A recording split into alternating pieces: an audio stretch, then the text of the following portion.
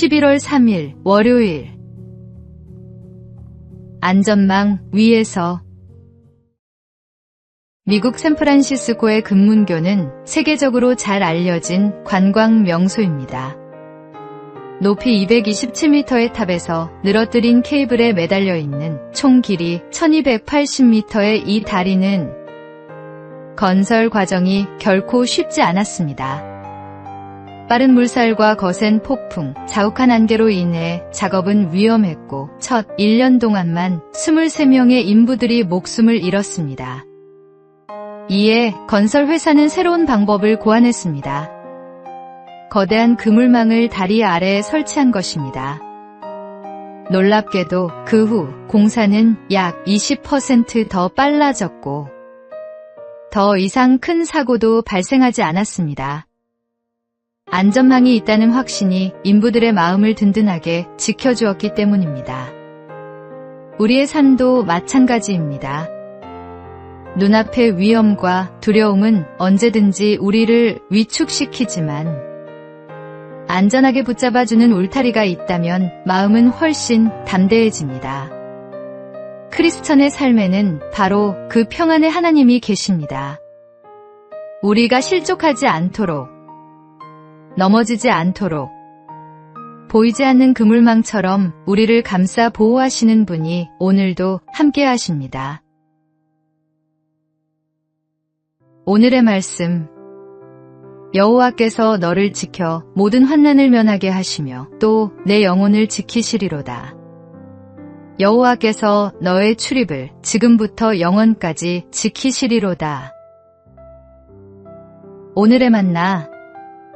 두려움 속에서도 하나님의 보호하심을 신뢰할 때 우리는 담대함으로 나아갈 수 있습니다.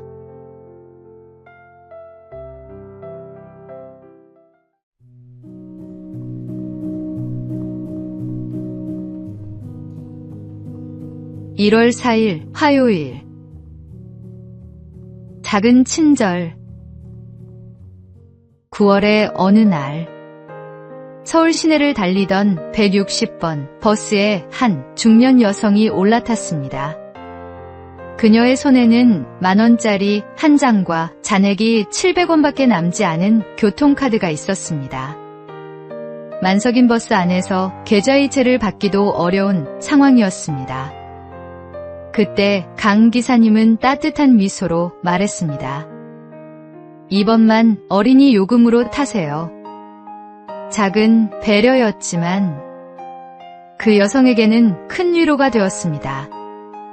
잠시 후 여성은 하차하며 기사님의 손에 작은 쪽지를 쥐어주었습니다. 종점에 도착해 펼쳐본 쪽지에는 정성스러운 손글씨와 10,000원짜리 한 장이 담겨 있었습니다. 오늘 잃어버린 휴대전화를 찾았고 버스에서도 배려를 받았어요. 2번이나 친절을 받았으니 저도 보답하고 싶습니다. 시원한 음료라도 꼭 사드세요. 감사합니다. 기사님은 이 작은 선물에 큰 힘을 얻었다고 말했습니다.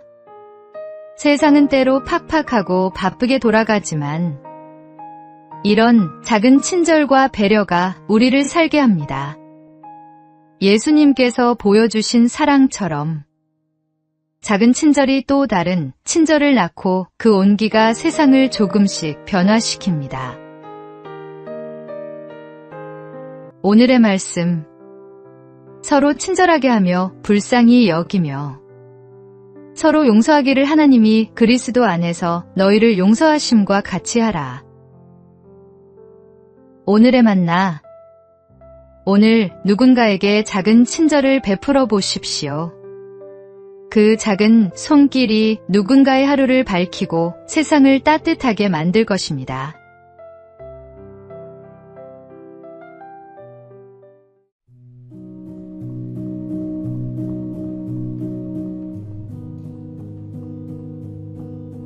(11월 5일) 수요일. 한 병의 포도주.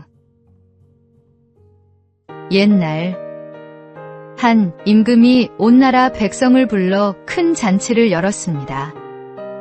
왕은 풍성한 음식을 준비하고 백성들은 각자 포도주 한 병씩 가져오도록 했습니다.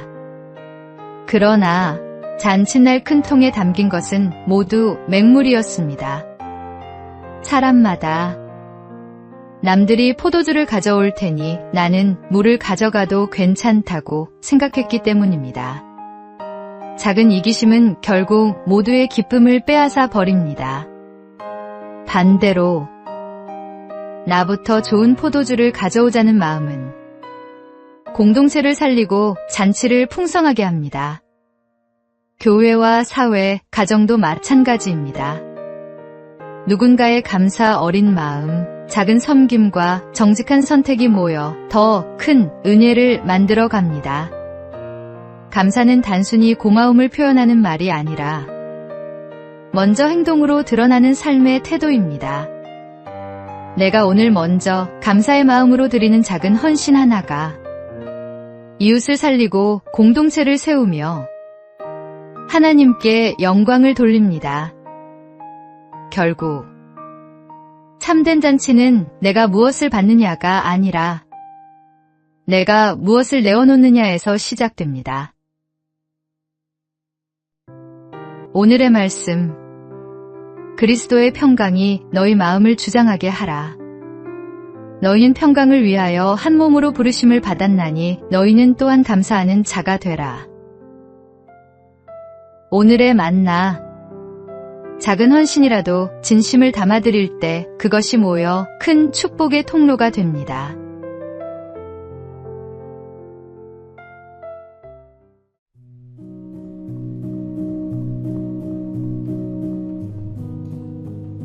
(11월 6일) 목요일.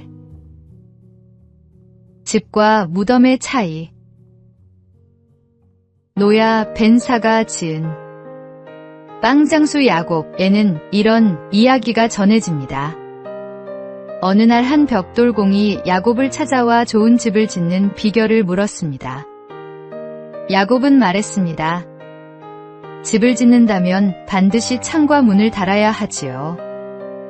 벽돌공은 누구나 아는 평범한 대답이라며 실망했지만 야곱은 잠시 후 이렇게 덧붙였습니다. 내 집이라면 내 자신 속으로 들어갈 수 있는 문이 있어야 하지 않겠습니까? 또 나를 스스로 들여다볼 수 있는 창문이 있어야 하지요. 그가 그렇지 않으면요? 라고 묻자 야곱은 낮은 음성으로 대답했습니다. 집과 무덤의 차이는 바로 그 문과 창이 있느냐 없느냐의 차이일 뿐이랍니다. 우리의 마음도 같습니다. 다진 마음은 결국 스스로를 가두고 메마르게 하지만 열린 마음은 새로운 빛과 순결을 받아들입니다.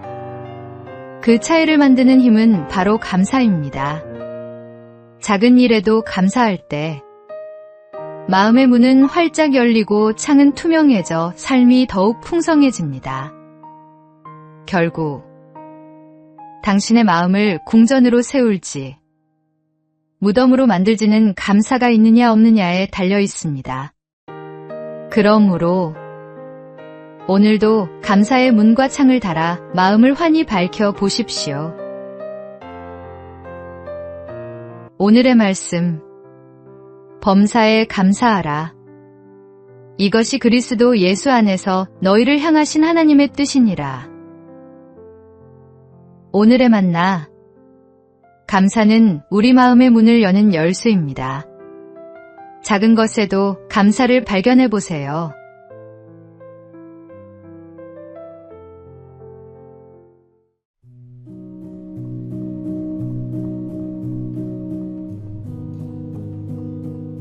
(11월 7일) 금요일. 금메달보다 아름다운 선택. 2025 도쿄 세계육상선수권대회 남자 3000m 장애물 예선전에서 감동적인 장면이 펼쳐졌습니다. 벨기에의 팀 판데 벨데 선수는 경기 초반 선두권을 달리다가 세 번째 허들과 충돌해 무릉덩이에 넘어졌습니다. 그런데 그는 일어나 앞을 보았을 때 콜롬비아의 카를로스 산 마르틴 선수가 허들에 걸려 오른발을 다친 채 트랙에 쓰러져 있는 모습을 발견했습니다. 판데벨데 선수는 망설이지 않았습니다. 속도를 늦추고 뒤돌아가 그를 부축했습니다. 두 선수는 서로 어깨를 감싸 안은 채 나란히 결승선을 통과했고 관중들은 뜨거운 박수를 보냈습니다. 경기 후 그는 말했습니다. 우리 둘 다 운이 좋지 않았으니 이 불운을 함께 나누고 싶었습니다. 그는 지난해 로마 유럽 선수권에서 쇄골이 부러지는 부상을 당한 적이 있었기에 트랙에서 무력한 기분이 어떤 것인지 너무나 잘 알고 있었습니다. 두 선수는 10위와 11위로 결선 진출에는 실패했습니다. 하지만 그날 트랙 위에서 가장 빛났던 것은 기록이 아니라 함께 걸어간 그 발걸음이었습니다. 진정한 승리는 혼자 달려가는 것이 아니라 함께 일어서는 데 있습니다. 오늘의 말씀. 너희가 짐을 서로 지라. 그리하여 그리스도의 법을 성취하라. 오늘의 만나. 오늘 누군가 힘들어하는 모습을 본다면 잠시 멈춰 서서 손을 내밀어 보십시오. 함께 가는 길이야말로 하나님께서 기뻐하시는 진정한 승리입니다.